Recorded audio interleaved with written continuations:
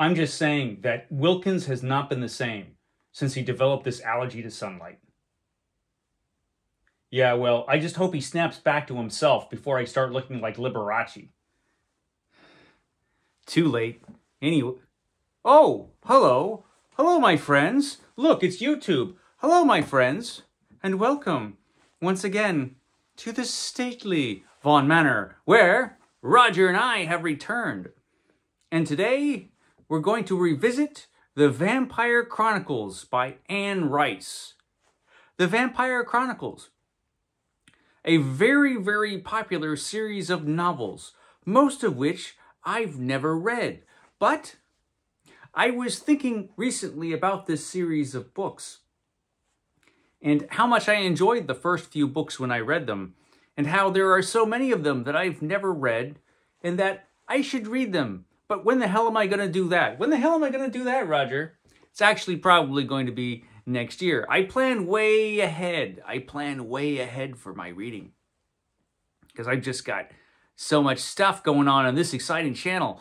This channel is, you know, a thrill a minute. Anyway, I've been thinking about the Vampire Chronicles, and like I said, how much I enjoyed the Vampire Chronicles when I first read it, or read the books that I did read, and just how influential this series of books has become. It completely transformed vampire literature, and, well, it kind of made vampire literature a thing. It existed before, of course. Vampires existed before. But I kind of think it became kind of different after the first couple of Anne Rice's books in the Vampire Chronicles were published. So I wrote them all down because there's a whole series of them that came out. And there are books that are kind of Vampire Chronicles adjacent. So let's talk about them, because I have to figure out before I start reading them, because, you know, I've been revisiting some vampires and I've kind of enjoyed it. I read Dracula again last year. It was last year, I think. Anyway, I read Dracula again. I read Dracula all the time, but I read Dracula again last year. That's probably, you know, the greatest vampire novel of all time. And this year, in October, I'm going to be reading Varney the Vampire. And that'll be an awful lot of fun. But after that, I'm thinking, you know what? I should follow that up with Interview with the Vampire and all the Vampire Chronicles. But, you know, I've been checking it out, and there's a lot of chronicles. So let's try to figure this out and how I'm going to be reading this stuff.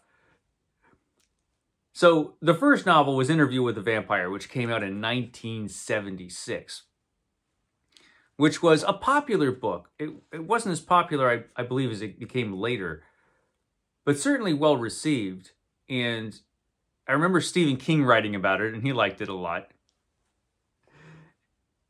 But the Vampire Chronicles came out in 1976, but it wasn't followed up until 1985 with the Vampire Lestat. And then the Vampire Chronicles really became extraordinarily popular with that novel. The Interview with the Vampire was a great book. Let's just say that. I really enjoyed that book. I think it was a great horror novel, great vampire novel. And if Anne Rice had only written that, you know, she would have done her job in being a great horror writer with just that one book, because it was fantastic. And it's one I remember the best, probably because I read it more than once. I probably read Interview with a Vampire probably 3 times. I probably read that book 3 times, although the last time I read it was a long time ago. It's still pretty fresh in my memory, though. And that could be because the film followed it pretty well. And I remember watching the film in was it the 90s? It was the 90s when that came out, right? I don't know. I'm not good with movies. But yeah, I remember that pretty well. And I know there's a television series that came out recently about the book where they changed all kinds of stuff, and I haven't watched it because I don't watch much television, and frankly, it didn't look that great. Although, let me know if I'm wrong. I'm going to be asking you, my loyal viewers, to help me out in this video here, because I assume many of you have read more of these books than I did. And so The Vampire Lestat came out in 1985. And I remember liking that book even more than I liked Interview with a Vampire. I read the Vampire Lestat twice, from what I remember. I read it twice. First time was probably around 1986. Whenever the paperback of Vampire Lestat came out, that's when I read it. And I really, really enjoyed it. I read it again probably in the early 90s. Probably.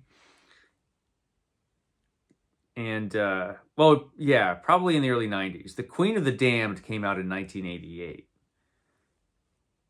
And I remember liking that one as well. I thought that was pretty good.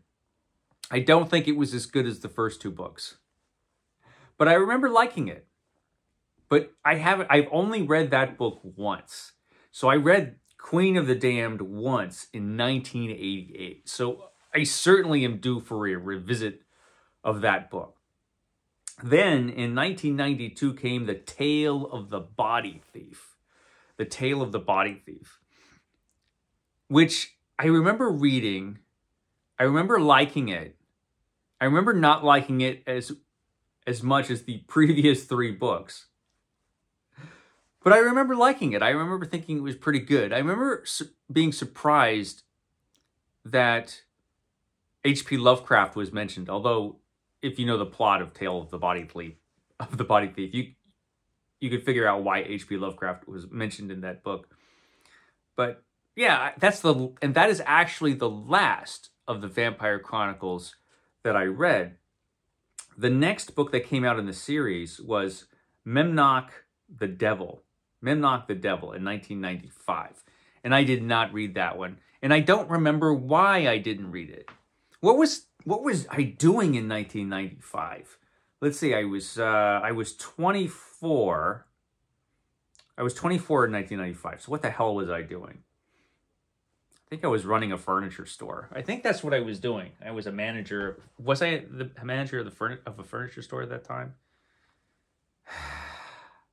Maybe. That couldn't have been too difficult. I must have had time. I know I was reading stuff, but maybe I was just reading different stuff, and I never picked up this book. But I never did. And all kinds of books came after that. I'm surprised at how many books came after that. The Vampire Armand came out in 1998. Then Merrick came out in 2000. Blood and Gold came out in 2001. Blackwood Farm came out in 2002. She was really cranking them out right around this point. Blood Canticle came out in 2003. And then nothing for a while. And then nothing for a while. And then she stopped. And I think this is the time, this is probably the time, that gap there where she got all religious, you know? She got all religious around that time. And I guess she couldn't bring herself to write about, you know, evil Lestat because he's so naughty. He's a naughty vampire, which is one of the things I liked about him. You know, the Vampire Lestat. He came to accept his vampireness, you know? He came to accept it. It took, you know, even whiny Louis from the first Interview with a Vampire, even that whiny vampire eventually, after whining about being a vampire for a long time, eventually came to accept it. But Lestat, he came to accept his vampirehood, you know? And he was a naughty vampire. So that probably was too much for Anne Rice at this time in her, you know, religious life. So then she wrote a bunch of Jesus books. I'm not going to read a bunch of Jesus books. So I didn't read any of those books. I mean, they could have been fantastic for all I know. I didn't read them. I think that was the time all of this happened. But in 2014, she came to her senses, and she came out with Prince Lestat. Prince Lestat. He's a prince now. That came out in 2014. It had been a while since I had read a Vampire Chronicles book at this point, so I had no idea what he's a prince of. Maybe he's just like the prince of all the vampires. He could be. I don't know. And then we get Prince Lestat and the Realms of Atlantis in 2016. What a title. I remember reading about that a little bit about that book. I don't know the plot or anything, but I remember one thing I read, that somebody complained to her that title sounded like the title of a Tarzan book. And she said, good, I like Tarzan. I like Tarzan too. So, good for you. I love that title, Prince Lestat and the Realms of Atlantis. That's just a great title. Then came the last book, Blood Communion, A Tale of Prince Lestat, which came out in 2018. And that was it. And she passed away, of course, before she could write any more. I don't know if she was planning on writing any more. But, 13 books is pretty good. That's a pretty long series. And I had heard different things. Mostly I had heard how the series just went downhill, and all of that. You always hear about that kind of thing. So I don't know how seriously to take those complaints. That could be very accurate, but I have no idea. But there are also these other books. Okay, so there are these two books which were called New Tales of the Vampire, which were Pandora in 1998 and Vittorio the Vampire in 1999. So how are these books not part of the Vampire Chronicles? Should they be a part of the Vampire Chronicles? They're about vampires. Explain this to me, someone. Should these be part of the Chronicles? If I read the Vampire Chronicles, should I sneak these in at the appropriate places, in the 90s when they were written?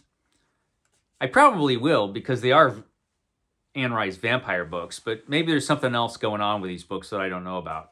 Why are they New Tales and not Chronicles? I have no idea. But then I did hear that the Vampire Chronicles crossed over with the Mayfair Witches, right? So we've got the Lives of the Mayfair Witches, which were those were 3 books as far as I know. There was The Witching Hour in 1990, Lasher in 1993, and Taltos in 1994. So of these, I did read the first one that came out in 1990. I probably read it in 91 or 92, whenever the paperback came out. And the only thing I remember about The Witching Hour was that it was incredibly weird, and that there was just like some weird stuff happening in this book. I think I remember liking it okay, but I just remember how strange it was. Like there was stuff in it, you were just like, what? I remember it being one of those books. But again, I was, when did that come out? It came out in 1990, so I was a kid. I was a young man when this came out in 1990. So who knows? I probably read it when I was, 19 or 20 or something like that, whenever the paperback came out. It was a long time ago. So again, since these cross over into the Vampire Chronicles, when I read the Vampire Chronicles, should I mix those in as well? I probably should. This is becoming a very long list of books. I'm going to be pretty busy next year. But I feel like I should read all of these because I never have. I gave up this series on book 4. And it was weird that I did, thinking back, because I did enjoy all of the books that I read, all 4 of them. I did feel like there was kind of a downward trend. But then there was like a million books after this, so it wasn't a million books. It was all those books I just mentioned. But yeah, so I'm going to probably starting either at the end of this year, towards the end of this year, or beginning of next year, I'm going to start on this series and read all of these books because I feel like I've missed out. I feel like I should at least read them. So yeah, the Vampire Chronicles, time to revisit it. I've yammered on long enough. I'll shut up now. I will catch you next time. Oh, and for those of you who are wondering how I'll read all of these books, because I've got the 500 book challenge going on, where I have to read 500 books I own before I'll buy any new ones, it turns out that I do own all of the Vampire Chronicles. In fact, I own almost all of Anne Rice's books. Almost. I don't have, like, the weird soft-core porn books that she wrote. I don't have any of those. I don't have any of the Jesus books. But I think just about every other Anne Rice book I've got as ebooks. So I'll be starting it with this one, Interview with a Vampire, and I'll just have to read them all on my Kindle because that's how I have them.